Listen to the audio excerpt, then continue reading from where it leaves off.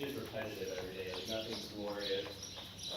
You know, there'll be times you're trying to move her out to a trot. She might grab her butt a little bit or something, but it's not, you know, it's all pretty consistent everyday stuff.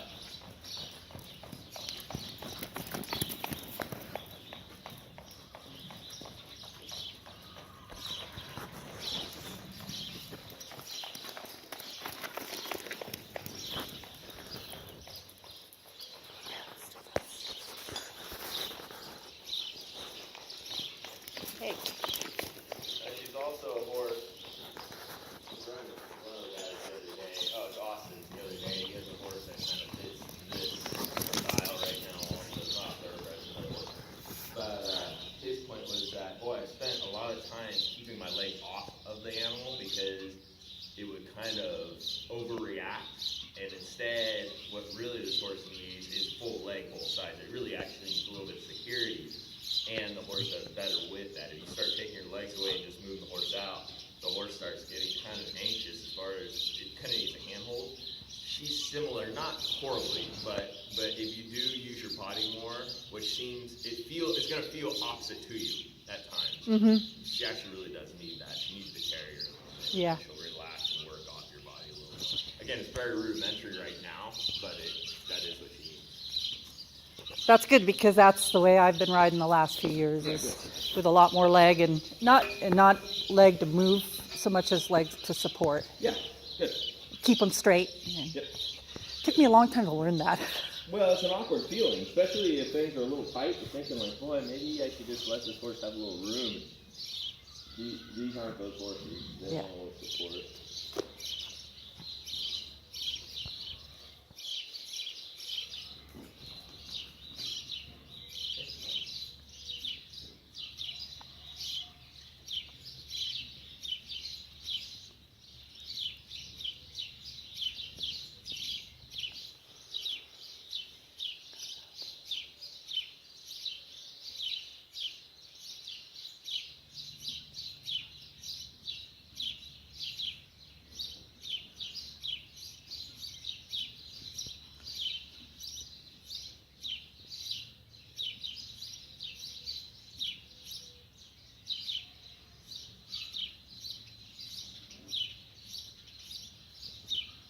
This is just a little jiffy rig that I made up the other day. I just had some parts and pieces. I just threw a Macati on the halter and said, we'll work with this for right now.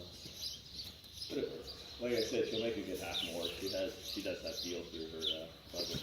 So here, here's the flag thing. And again, I don't worry too much about it. I do need her to get comfortable with it.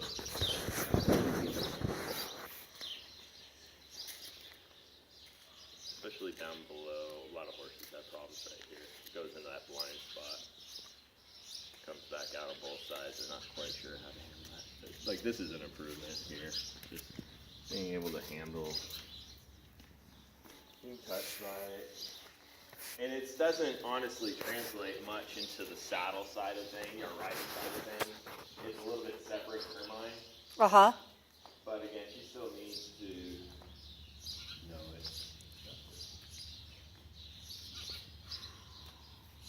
I'll breathe with her a little bit, just kind of get her to take her energy away.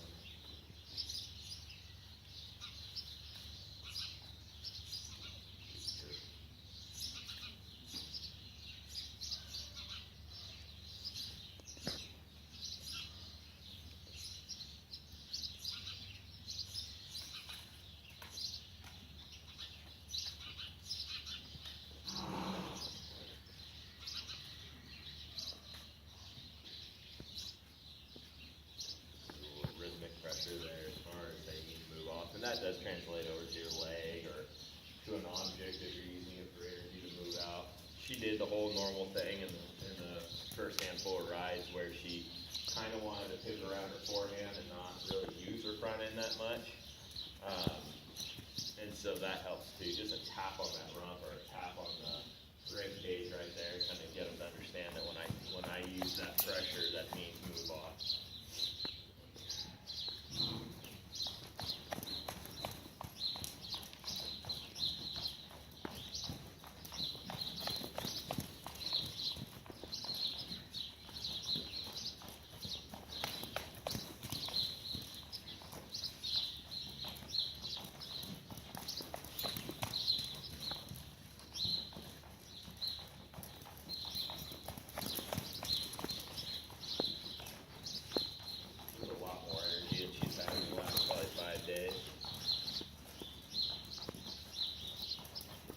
been pretty warm and sunny down here. Yeah.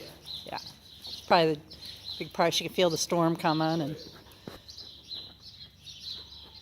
it's really nice to see she's not getting any rain rot. Right.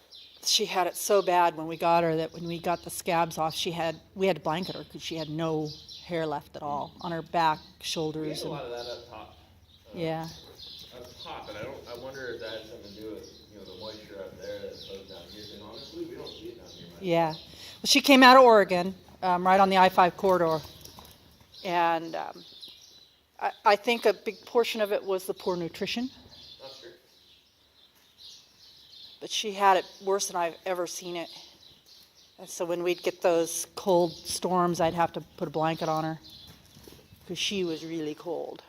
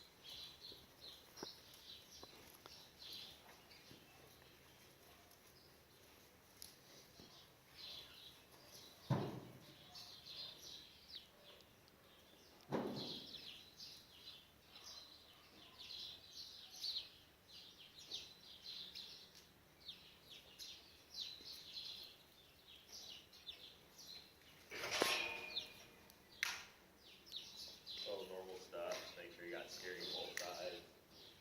Make sure she shows change.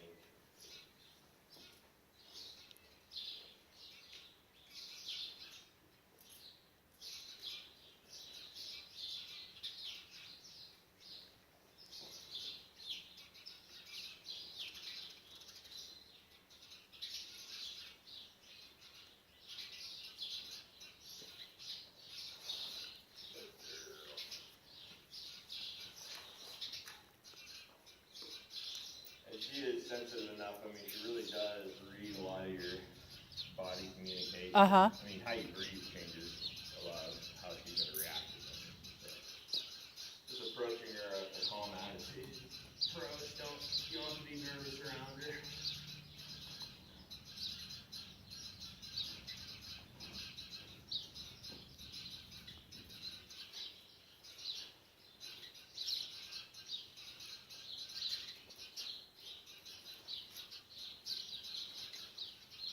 Like all of them, I'll always kind of start them in a circle. That way, at least I have a chance. And anything really fell apart here, just work off my inside leg here and just kind of keep a nice suppleness through her top spine.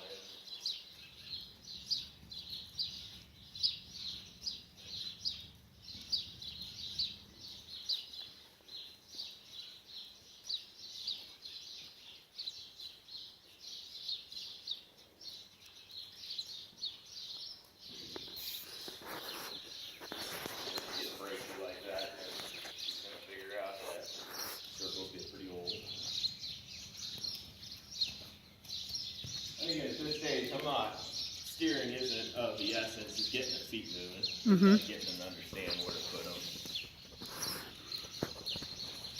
She like most of them also, once she kind of relaxes, supples out quite a bit. She starts relaxing her muscle groups, and then she'll start getting more feely for you in the beginning. She's just a little nervous, and so she wants to tense up a little bit, get a little grabby. The biggest key being, and it'll always be with her, and something for you to keep in mind obviously all the time, is that you want to control that hip. If she can't disengage that hip, you're going to be in big trouble.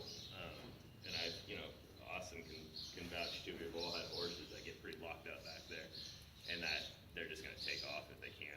So just getting them nice and supple, understanding it's your brake basically, or your safety mechanism. Now, her right side, she does translate her feet on the ground on the right, certainly into the saddle. It's not big, but I can feel it. She's just insecure over here. And so how we get rid of that is, again, just being consistent, making sure that she can find supplements through here. So a lot of inside leg here, just getting her to understand, hey, you gotta find bend. You gotta make sure that you can disengage your hip. You know, I give her a lot of praise here. There we go. A lot of praise. Let her know, hey, we're not here to hurt you. Nothing scary here. It doesn't mean though that I'm not gonna use, energy there. I'm gonna use some energy, but as far as moving my leg around and squirming around the seat and all that good stuff. But she just has to get used to it. So right here, I'll kind of talk as we go. So right here is where she's getting pushy through her rib cage. Now she's suckling. Mm-hmm. Every time that she gets pretty bracy through there, what happens is she'll just ride through your leg, and she'll be riding again more laterally than like balance right here. This is balance.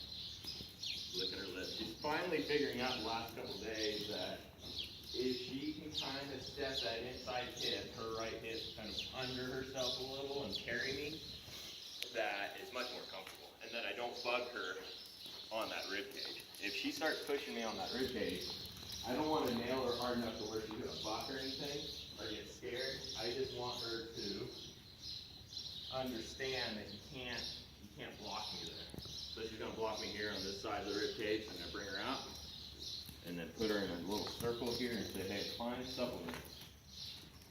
So it's more of just an insistence than anything. It's just Yep. constant. I'm here. You do have to listen. Yeah. Not a punishment. Yeah. Especially on these horses. Some horses are just hard-sided and you have to use a little more leg than normal. On her, she'll fall apart.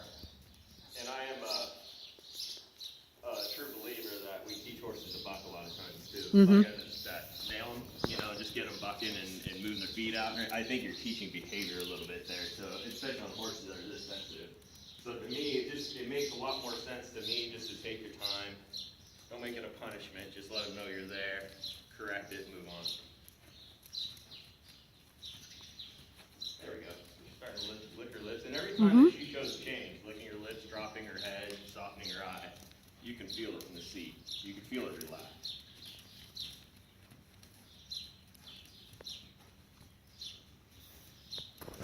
She's pushing on me there. So we're going to break her at the muzzle there. Yeah, it's nothing pretty. It's just kind of bumping them around a little bit and getting them to understand like you can't break that one. There you go.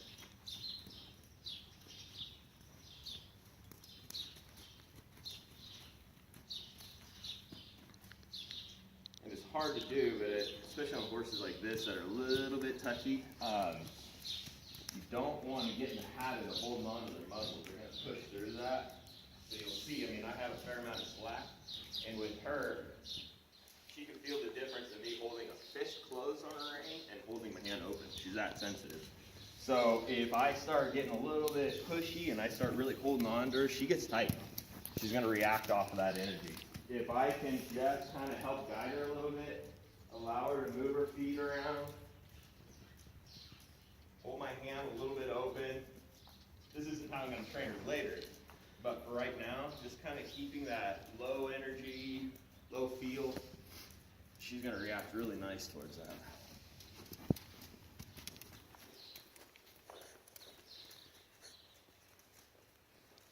You can probably see it, I can feel it. She's pushing through on this.